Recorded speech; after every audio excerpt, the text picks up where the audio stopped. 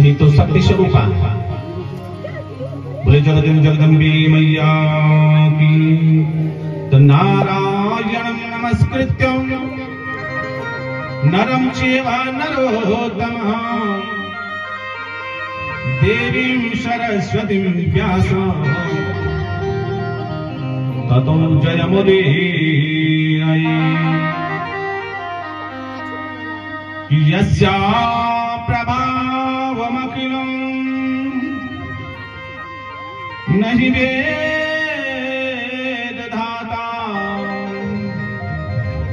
No वा हरिर्न गिरिशो न हि चाप्यनन्तम्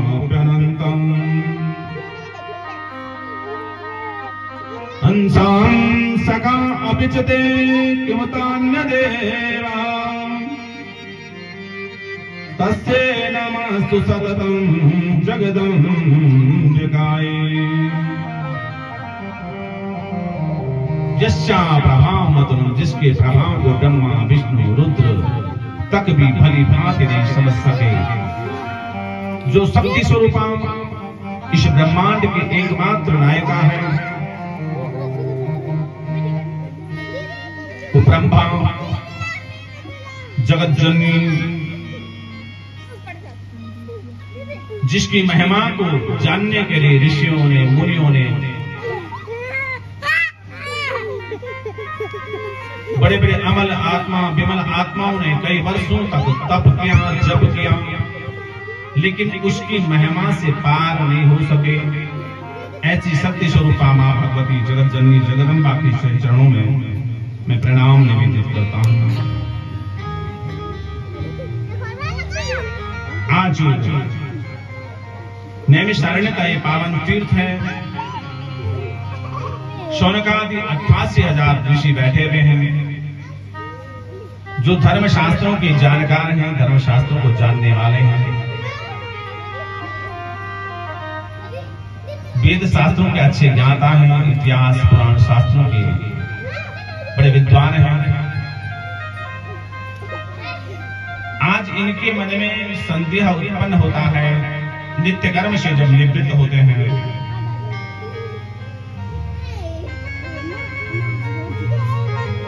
कि कौन सा ऐसा दिव्य कर्म होगा, क्योंकि कलिकाल में विशेषतः से क्या है, समय का अभाव है। जीव हर कुछ होगा, लेकिन समय नहीं होगा। मनुष्य के पास सब कुछ संभव हो सकता है, लेकिन समय नहीं होगा। जैसे आजकल कि अनंत शास्त्रम बहुलास्य विद्या स्वल्पम च कालम बहुविघ्नतां च।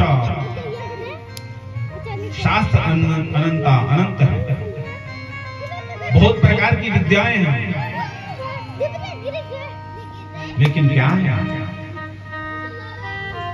स्वल्पम च कालम, समय की बहुत कमी है।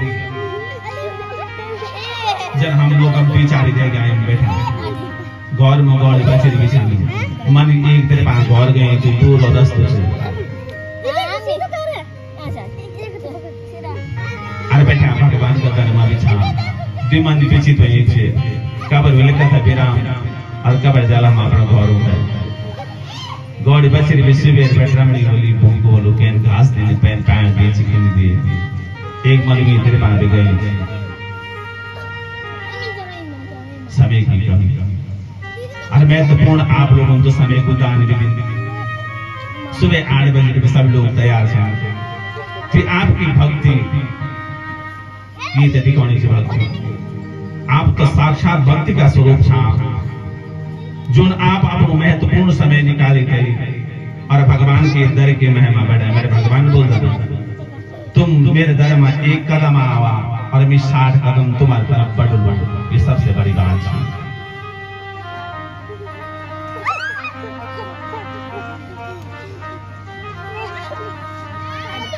जीवन जब तक रहेगा फुर्सत न होगी काम से, जब तक हमारे जीवन रोल होते फुर्सत नहीं हो काम से, कभी कुछ काम तो कभी कुछ काम कभी कुछ काम।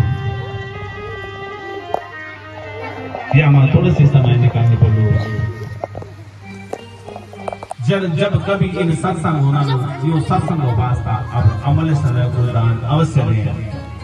और आज समय को दान का 7वां तिथि भी बहुत उत्तम तिथि, बहुत उत्तम तिथि।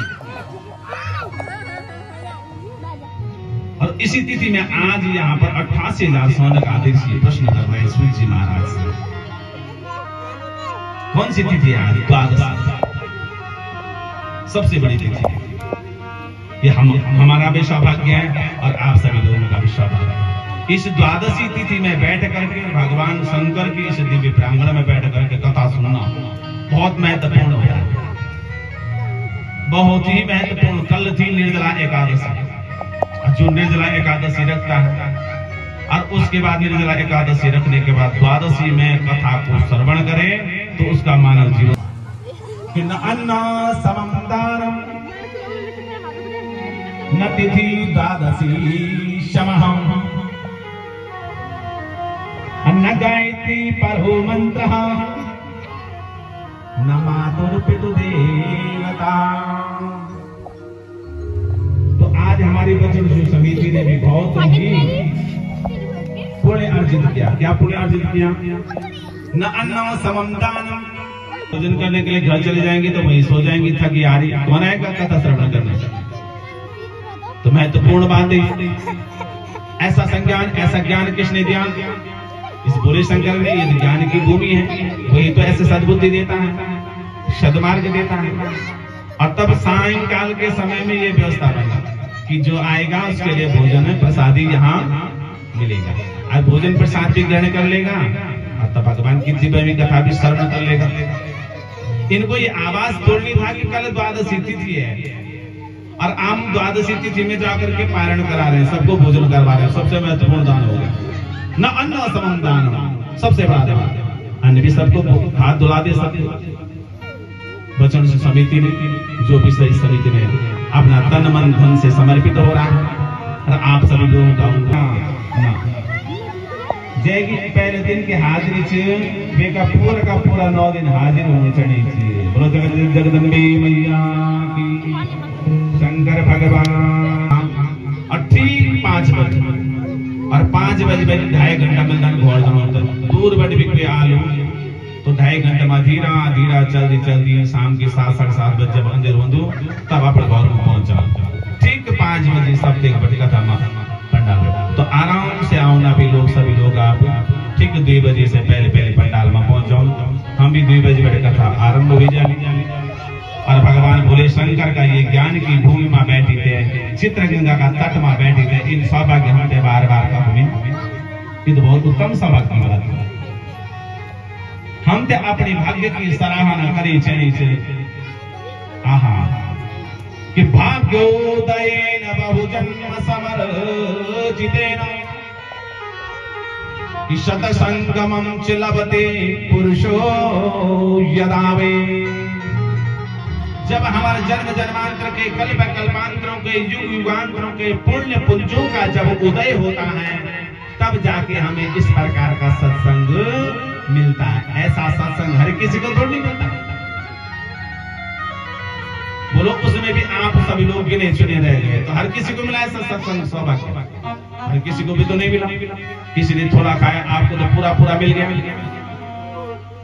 भाग्योदयेन बहुजन्म समर्जितेन सत्संगमं च लभते पुरुषो यदा वै। तब इस प्रकार के सत्संग की प्राप्ति होती है।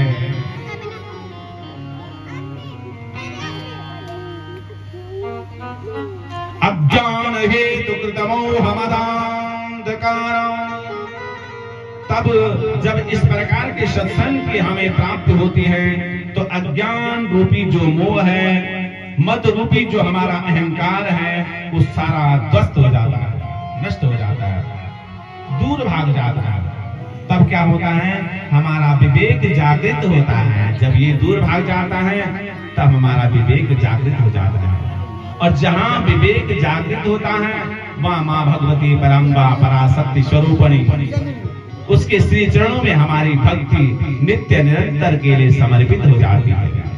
और जब नित्य निरंतर के लिए उसके श्री चरणों में हमारी भक्ति समर्पित हो जाती है तब हमारा मन भी निर्मल हो जाता है, हमारा तन भी निर्मल हो जाता है और हमें वो परम पद आसानी से प्राप्त हो जाता है कि निर्मल मन जन सो मोहि पावा, निर्मल मन जन सो मोहि पावा, निर्मल मन जन सो मोहि पावा, निर्मल मन जन सो मोहि पावा, मोहि कपट